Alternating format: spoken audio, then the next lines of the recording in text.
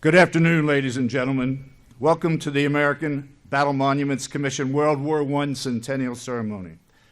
It is indeed an honor for me to be with you today on the 100th anniversary of the signing of the armistice that ended World War I, and to extend a particularly warm welcome to our President, President Donald J. Trump, and to our many distinguished guests. We also welcome the descendants of two of our soldiers who are resting here. Heather Ewing, family member of First Lieutenant George W. Ewing, Jr., and First Lieutenant Louis R. Ewing. And Mr. Rick Redmond, family member of Private Frederick Redmond. We are indeed honored by your presence. The mission of the American Battle Monuments Commission is to commemorate the honor, the service, and the sacrifice of the United States Armed Forces. We do so by tending the graves of our fallen servicemen and women buried at 26 American cemeteries around the world, and by educating Americans and Europeans alike about the deeds, the accomplishments of American armed forces in providing the blessings of freedom to generations yet unborn. During this centennial period, we have reaffirmed our mission to honor the 4.7 million Americans who served in uniform during the Great War, a war that began the alliance with Europe that has continued for the past century. As part of our commemoration of the centennial, today we are gathered here at Suresnes American Cemetery. This was the first of our overseas American cemeteries. 116,000 Americans gave their lives in the Great War to make the world safe for democracy. We stand in this cemetery today and honor the memory of 2,515 of these men and women who are buried here or listed on the walls of our missing, along with 24 unknown American soldiers of World War II. In France and all along the Western Front, American troops proved decisive in the Allied victory. American soldiers fought side by side with their wartime allies, helping to stop the final enemy offensive, to turn the tide of battle, and finally to end the war. It was in the words of French Marshal Ferdinand Foch, "Your soldiers were superb. They came to us young and enthusiastic, carried forward by a vigorous idealism, and they marched to battle with admirable gallantry." The brave men and women who served in World War I would then become the parents of the greatest generation, the generation that would return to France 25 years later and again lead the world to liberty and to peace. And so by meeting here today to remember our nation's shared sacrifice, we keep faith with those who lie between the crosses, row on row. And so today I welcome you again as we pause to remember their endeavors, their struggles and their sacrifices, and as we rededicate our efforts to assure that time will not dim the glory of their deeds. Now, ladies and gentlemen, and American soldiers everywhere, it is my great honor to introduce our President and Commander-in-Chief, President Donald J. Trump.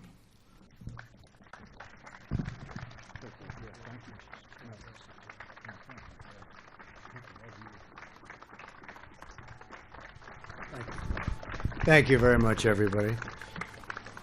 Thank you very much, please. Major General Matz, I want to thank you and everyone at the American Battle Monuments Commission for doing just an absolutely fantastic job. Exactly 100 years ago today, on November 11th, 1918, World War I came to an end. Thank God. It was a brutal war. Millions of American, French, and Allied troops had fought with extraordinary skill and valor in one of the bloodiest conflicts in human history. We are gathered together at this hallowed resting place to pay tribute to the brave Americans who gave their last breath in that mighty struggle. Earlier, Melania and I were deeply honored to be the guests of President Macron and Bridget at the centennial commemoration of Armistice Day. It was very beautiful, so Well done. To all of the French military leaders and dignitaries in attendance with us now, thank you for joining us as we honor the American and French service members who shed their blood together in a horrible, horrible war, but a war known as the Great War. We are also joined by many distinguished American military leaders. Thank you to the Chairman of the Joint Chiefs of Staff, General Joseph Dunford. Thank you, Joe. Thank you. Army Chief of Staff, General Mark Milley. Thank you, Mark.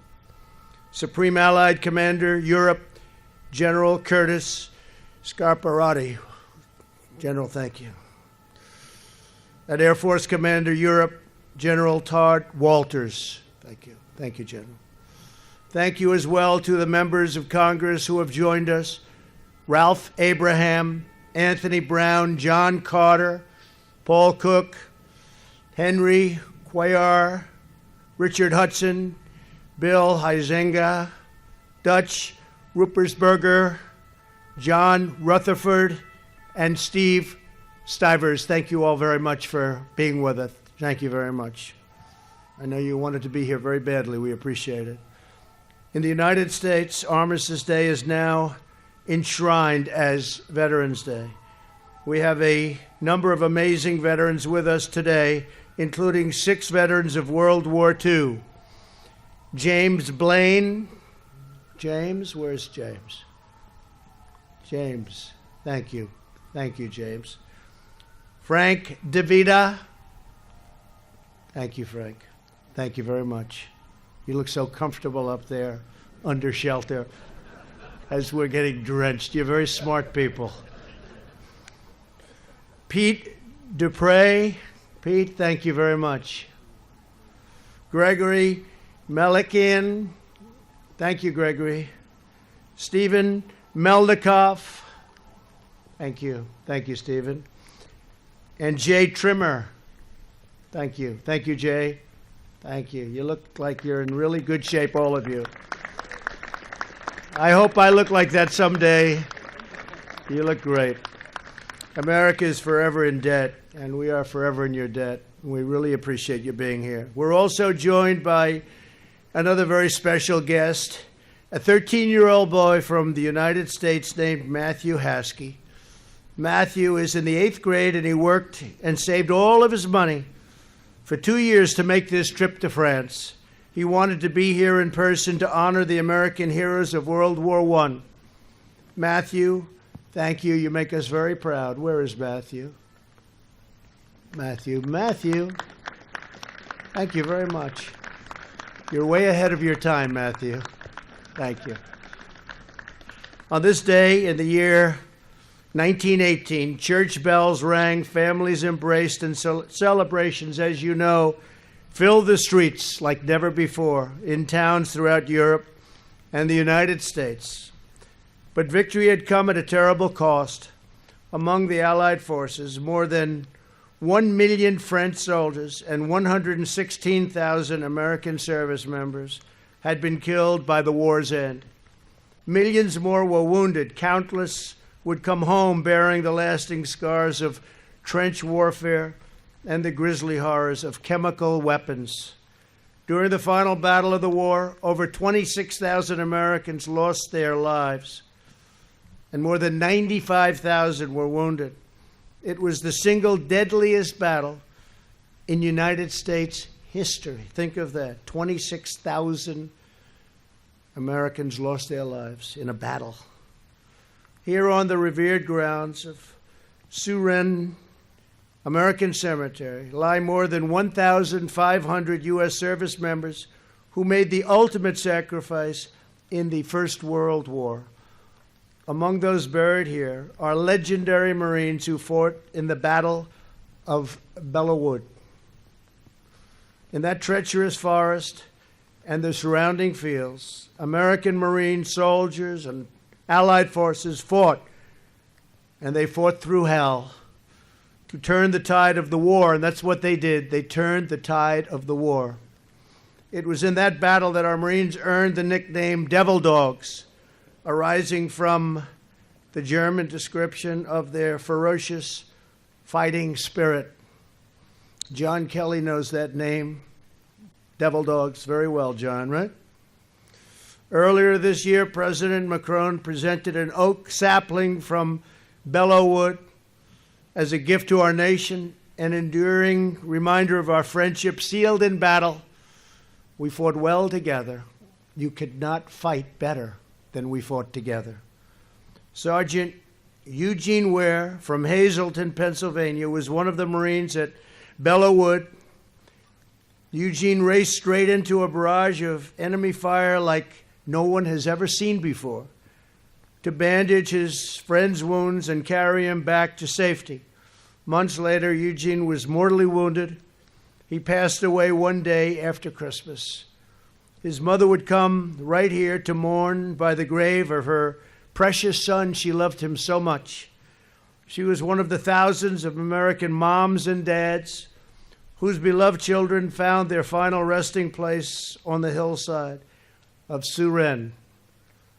Each of these marble crosses and stars of David marks the life of an American warrior. Great, great warriors they are, who gave everything for family, country, God, and freedom. Through rain, hail, snow, mud, poisonous gas, bullets, and mortar, they held the line and pushed onward to victory. It was a great, great victory. Costly victory, but a great victory. Never knowing if they would ever again see their families or ever again hold their loved ones. Here are the words of a young soldier named Sergeant Paul Maynard from a letter he wrote only a few days before the end of the war.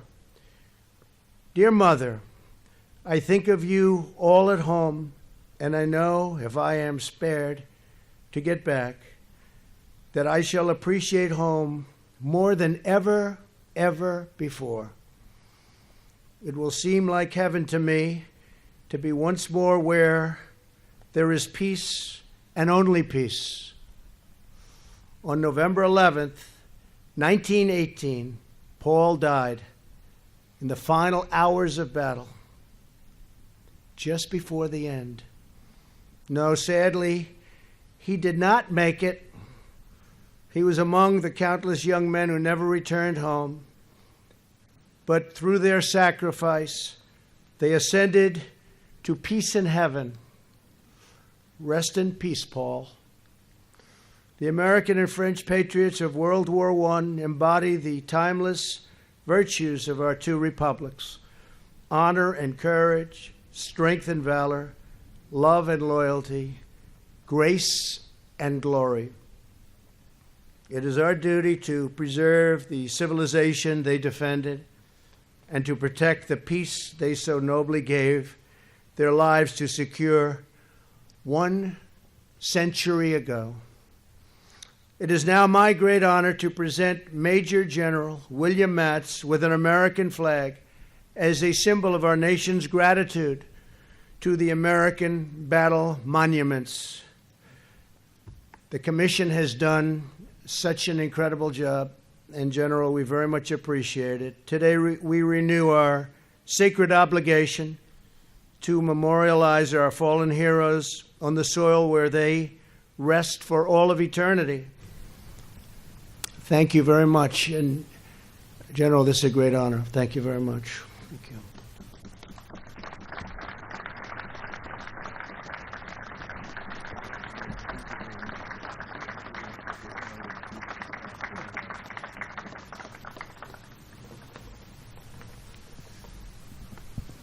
Thank you all. God bless you. This has been a wonderful 2 days we spent in France, and this is certainly the highlight of the trip. Thank you very much. Appreciate it.